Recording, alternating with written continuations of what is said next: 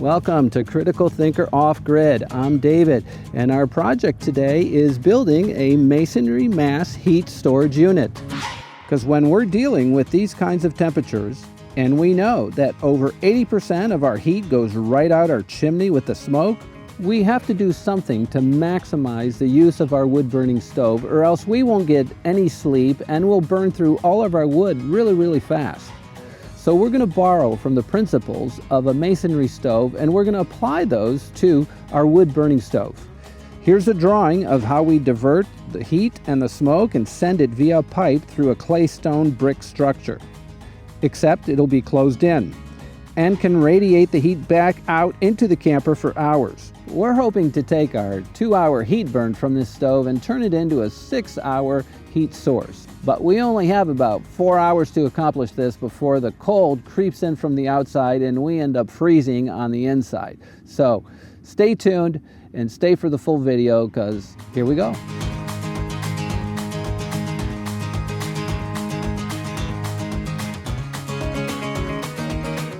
In this video, we're going to convert our regular wood-burning stove into a masonry mass storage stove. And in that, we're going to build a whole component here made of masonry bricks that will store the heat as opposed to letting most of it escape. The reason we're doing that is because the problem is that at night when we go to bed, and we go to bed at, let's say, 9 o'clock, and we start a fire, that fire in this stove will go for 2.5 hours. And then after that, the temperature drops. And so in order to kind of level out those spikes, we want to do a mass storage that will give us between 6 and 8 hours of heat without us needing to get up in the middle of the night. Because this stove requires us to get up at 11:30, then at 2, then at 4:30, and then again at 7. And that whole romantic idea of warming your cabin or your camper with a wood-burning stove, let me tell you, it goes right out the window when you have a night's sleep like that. It's just not reasonable or possible. So we're going to do that because the temperatures that we're dealing with right now are just atrocious. And Keith, I'm going to ask you to just show them what that temperature is, and just don't tell me, because I don't want to know.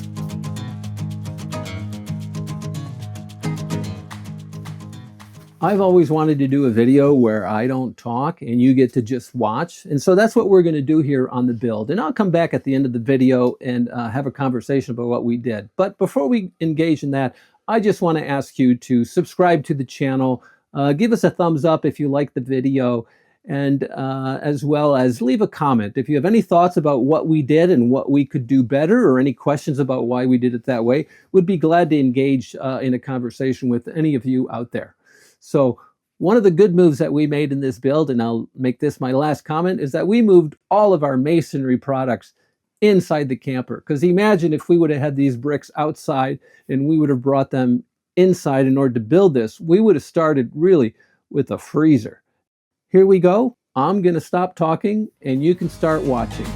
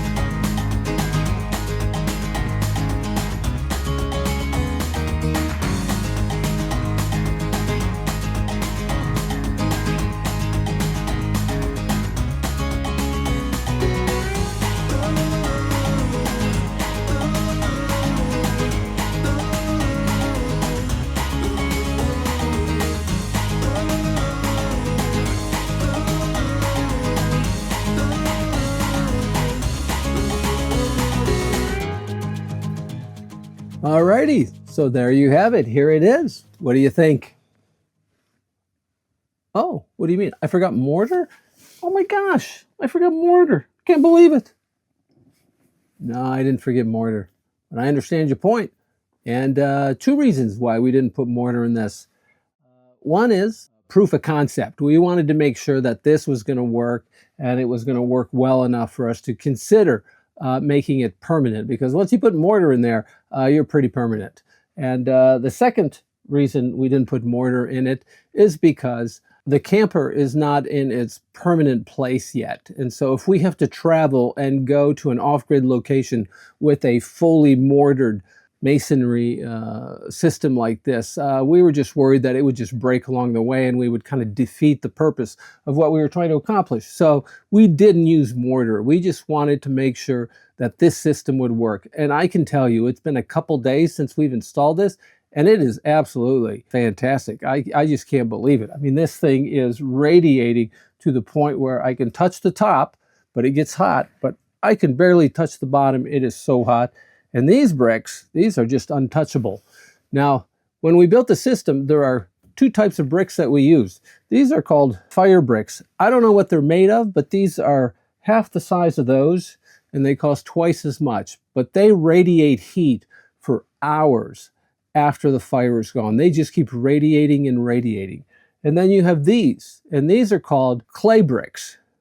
And these radiate as well, but they're not nearly as sophisticated or powerful as these, but they're still really, really good. And that's where you do most of your structure. And the difference has been unbelievable. I'm running the oven at 200 degrees, and this thing is fantastic.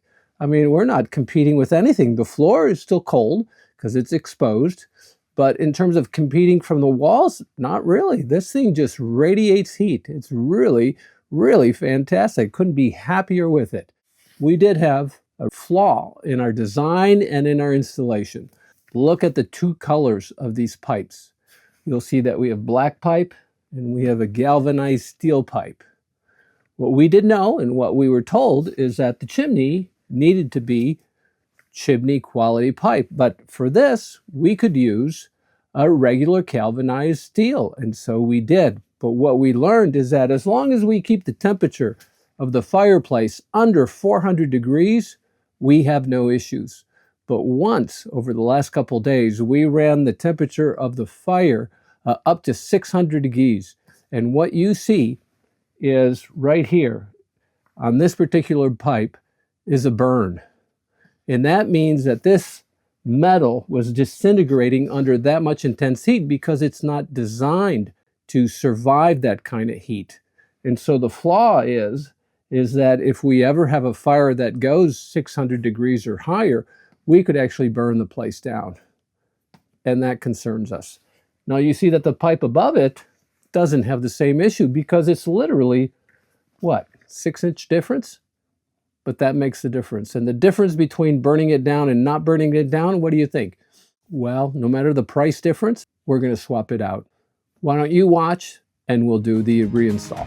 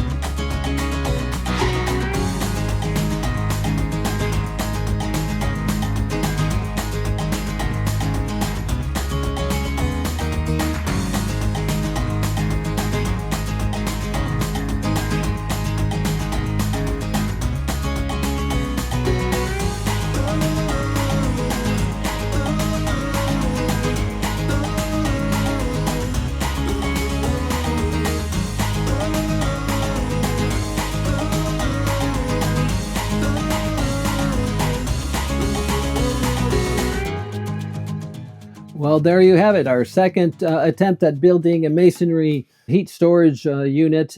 You notice we still have aluminum piping here, which are reducers from a 6 down to a 5, and that's because that was impossible to locate immediately. So we will have to special order that, and we'll install it as soon as we get it, and I'll keep you updated on that. But that's why you're still seeing this aluminum piping here. Saturday, Sunday, all the commercial stores are closed, and so we had 2 days where we couldn't do anything. So don't worry, we kept the heat on with our 4-inch aluminum piping, but we decided to go out and do some stuff for fun. So we went and saw the Festival of Lights, as you can see here. The next day, we decided, well, why not? There's a mountain here and there's snow. It's a little cold, but hey, let's do something we haven't done in decades. So we went skiing, and here we are.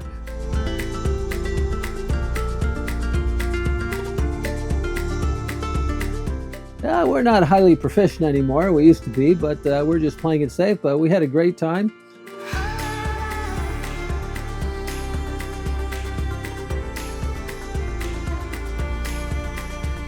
And yes, it was bitterly cold, especially on the chairlifts. But we survived and had fun.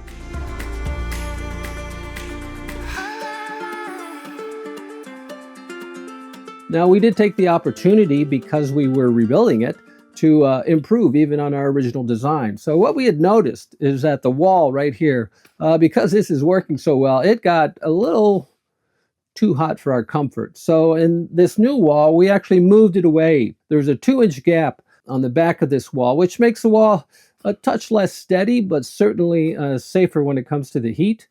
And it actually works quite well. And we've been using it. We used it last night, and I think we went for a total of 6 hours without needing to feed any wood into the wood burning stove. So we're very happy with it.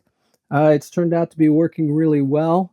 In terms of cost, it ended up actually being cheaper than the 4-inch galvanized piping, which we were shocked. We were told that chimney piping at 24 gauge would be more expensive, but it wasn't. So we were happy about that.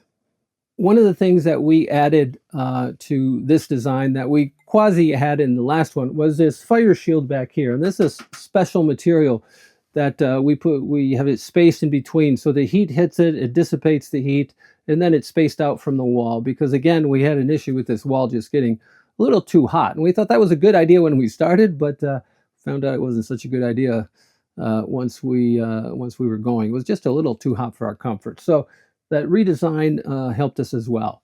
Another thing that we're kind of excited about, and you can see it over here, is this pipe over here on the side of the chimney.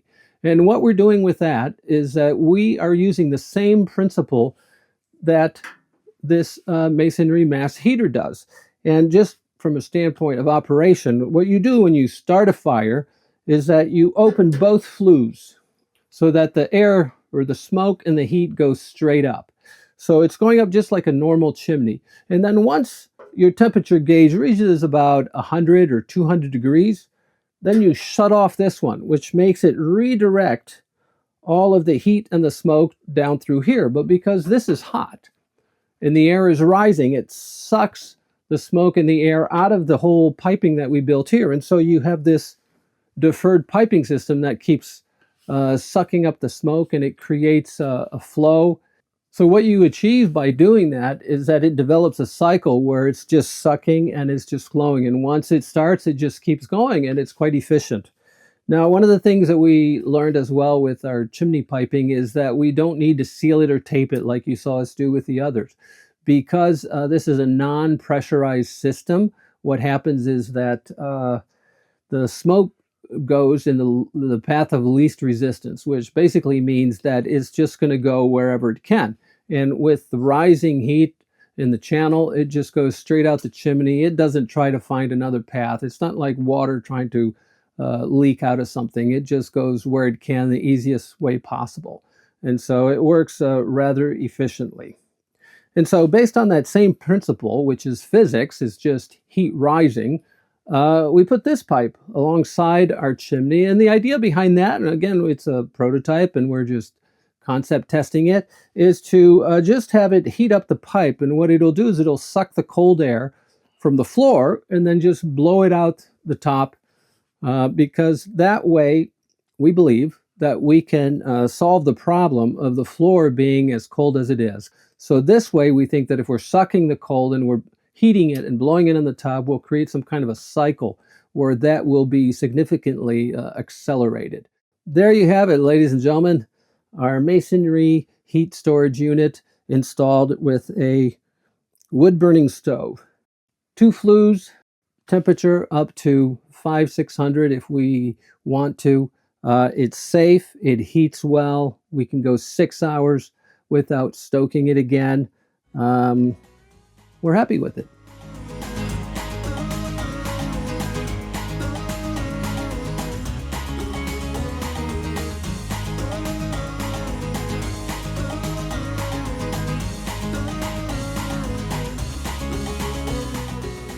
And in the meantime, no matter what you do in life, always make sure you stay warm. And maybe this is an idea for you.